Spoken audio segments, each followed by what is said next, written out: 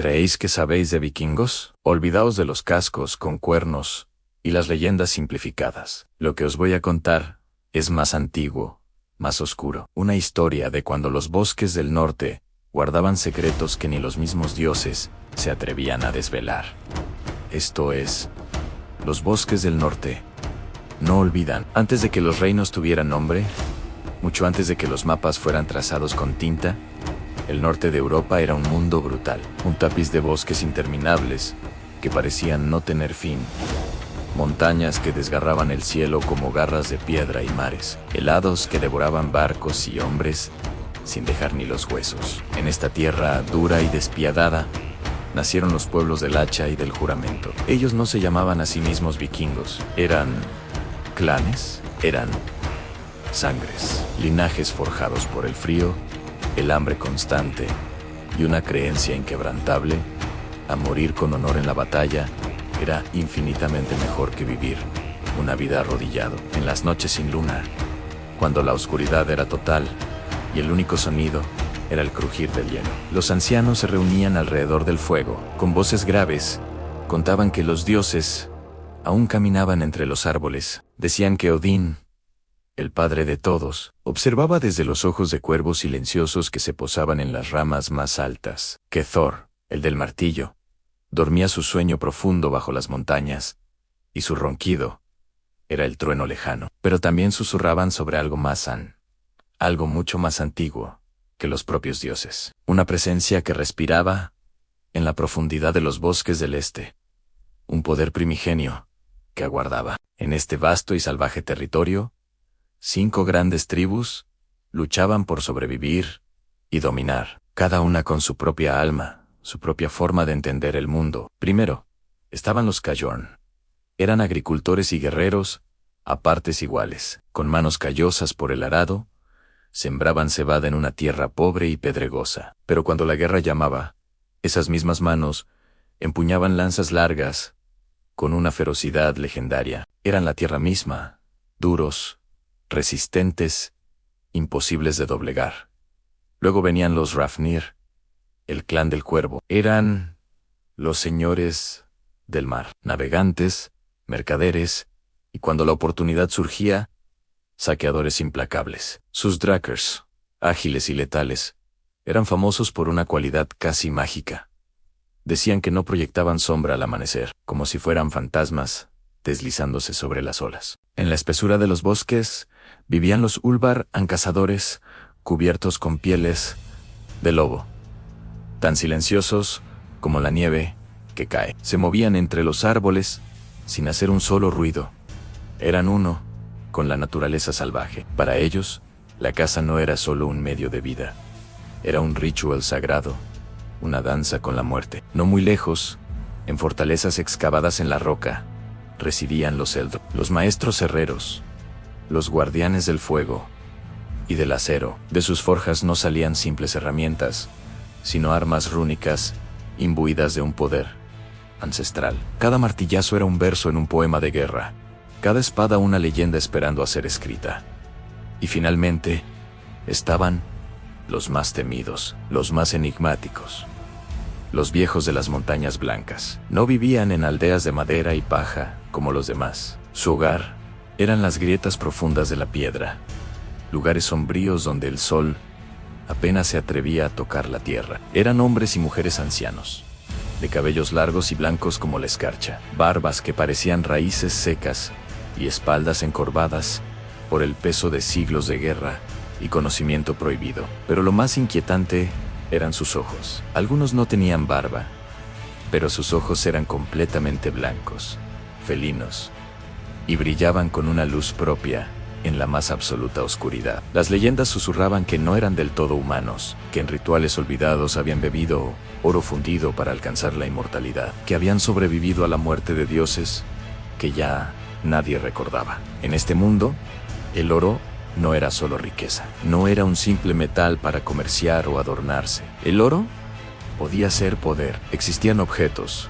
reliquias forjadas en una era anterior a la memoria humana, que contenían una esencia propia. Anillos que otorgaban un dominio hipnótico sobre las voluntades de los hombres débiles. Espadas que Al cegar una vida, susurraban el nombre de su próxima víctima al oído de su portador. Amuletos que permitían vislumbrar retazos del futuro, pero siempre a un coste terrible, como la propia vista. Y de entre todos estos tesoros, el más codiciado, el más poderoso y peligroso, era el corazón de Skeld. No era un anillo, ni una espada. Era un fragmento de oro negro, veteado de un rojo oscuro, como sangre coagulada. La leyenda decía que había sido arrancado del interior de una montaña rota por un rayo lanzado por los propios dioses en una batalla celestial. Pero el corazón de Skeld no era un objeto inerte. El oro pensaba. El oro sentía. El oro elegía a su portador. Y todas las tribus, desde los agricultores Collorn hasta los navegantes Rafnir, lo deseaban con una sed insaciable. Los viejos de las montañas lo habían guardado durante incontables generaciones. Usaban su poder oscuro para prolongar sus vidas antinaturalmente, para blanquear sus ojos y ver más allá del mundo físico, para afilar sus sentidos hasta convertirlos en depredadores perfectos. Pero el oro era un amo exigente. Y tras siglos de letargo, el corazón de Skeld había empezado a despertar. Exigía sangre nueva, exigía conflicto, exigía que el norte ardiera una vez más. La frágil paz que se mantenía entre las tribus estaba a punto de romperse. Los Skollorn afilaban sus lanzas, sintiendo un hambre de tierra nueva. Los Rafnir preparaban sus naves, oliendo el botín en el viento. Los Olver observaban desde el bosque, sus ojos de lobo fijos en la codicia de los demás. Y los Eldram, en sus forjas, sentían como el metal antiguo les llamaba, susurrando profecías de una guerra como nunca antes se había visto. Una guerra por el oro que piensa. Una guerra que teñiría la nieve de rojo. La era de los hombres estaba a punto de ser puesta a prueba por un poder más antiguo que ellos. Y los bosques del norte, testigos silenciosos de todo, se preparaban para recordar cada gota de sangre, cada juramento roto y cada grito de guerra.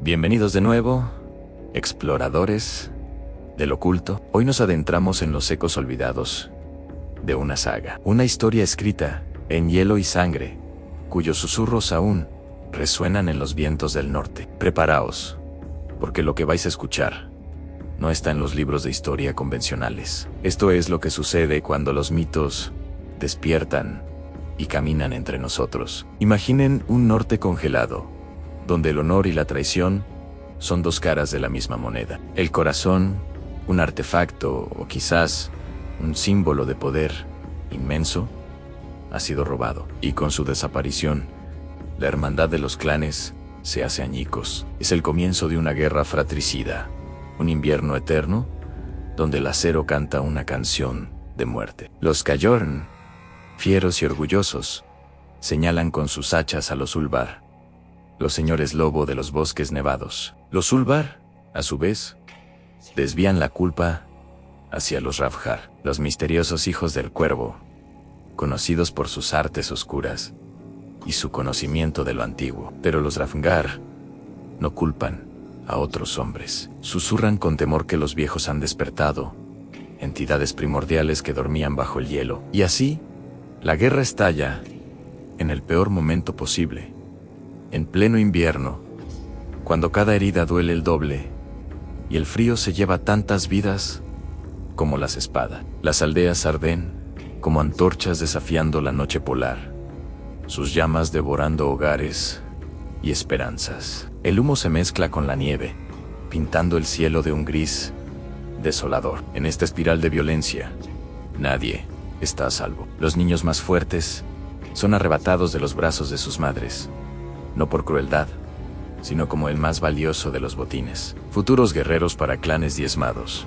Las mujeres, lejos de ser víctimas pasivas, se convierten en escuderas feroces, luchando codo con codo junto a los hombres. Sus hachas, aunque melladas por el uso constante, son tan letales como las de cualquier otro guerrero. Luchan por sus hogares, por sus hijos, por el recuerdo de un tiempo de paz. Incluso los ancianos, cuyos huesos crujen como ramas secas con cada movimiento, se levantan para una última batalla. Empuñan espadas y escudos con la fuerza que les otorga la desesperación, defendiendo su legado hasta que sus cuerpos se rinden. Luchan y mueren en el umbral de sus casas, convirtiéndose en un último muro de contención. En medio de este caos, las plegarias se elevan al cielo, pero los dioses permanecen en silencio. O quizás, simplemente, no escuchan. Cuando la guerra entre hermanos parecía haber alcanzado su punto más salvaje, una nueva amenaza surgió de las cimas heladas de las montañas. Una amenaza que no pertenecía a ninguno de los clanes conocidos.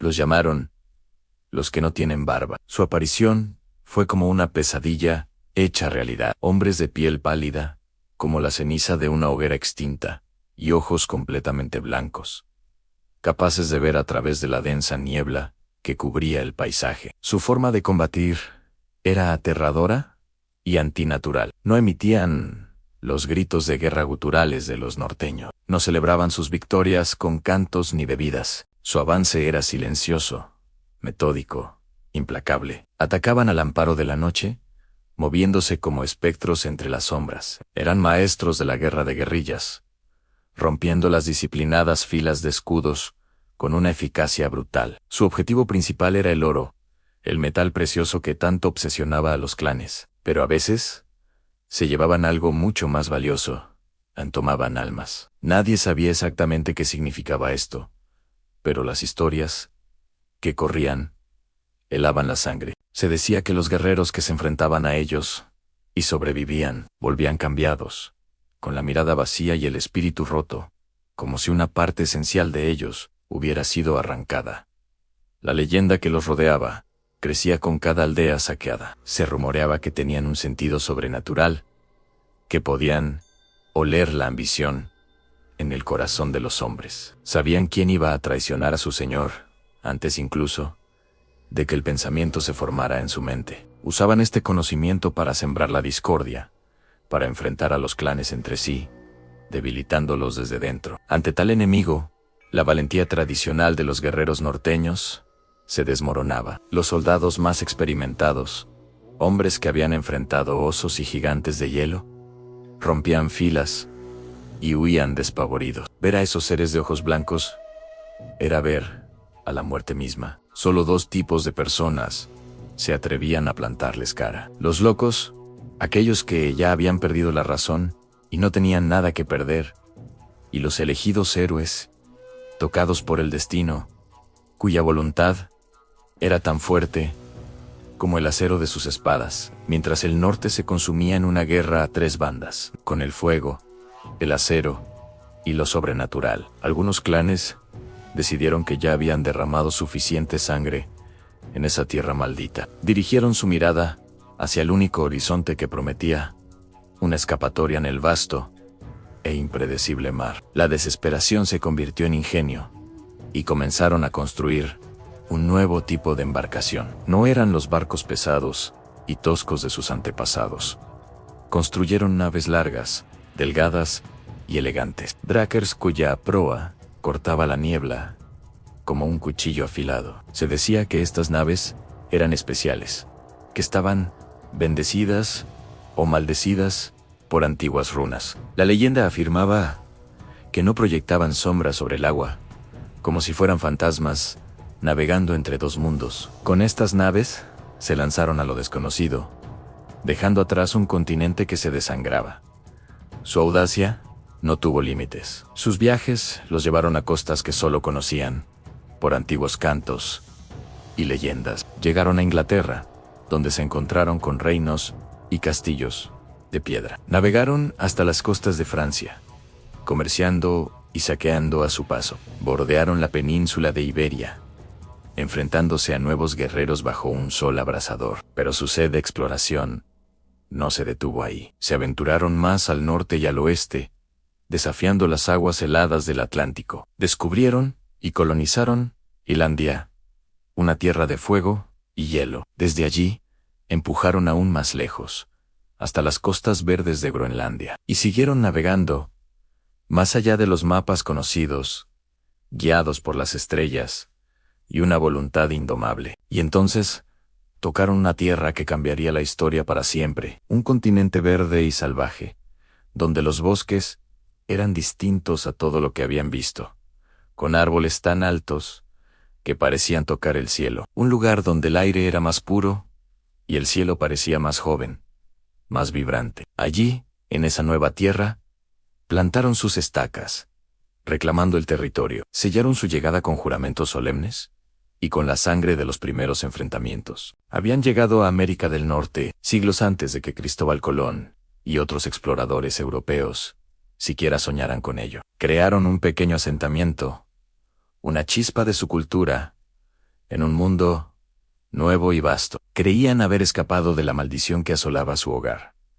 Pero estaban equivocados. El oro, la ambición y la oscuridad que habían dejado atrás, de alguna manera, los habían seguido a través del océano. La saga estaba lejos de terminar. Gracias por acompañarme en este viaje a través de los cantos perdidos. Si estas historias de mitos oscuros y héroes olvidados te fascinan tanto como a mí, no olvides suscribirte y activar la campanita para no perderte el próximo capítulo. Déjame en los comentarios qué crees que les espera a estos exploradores en el Nuevo Mundo. Nos vemos en la próxima crónica. Canto séptimo.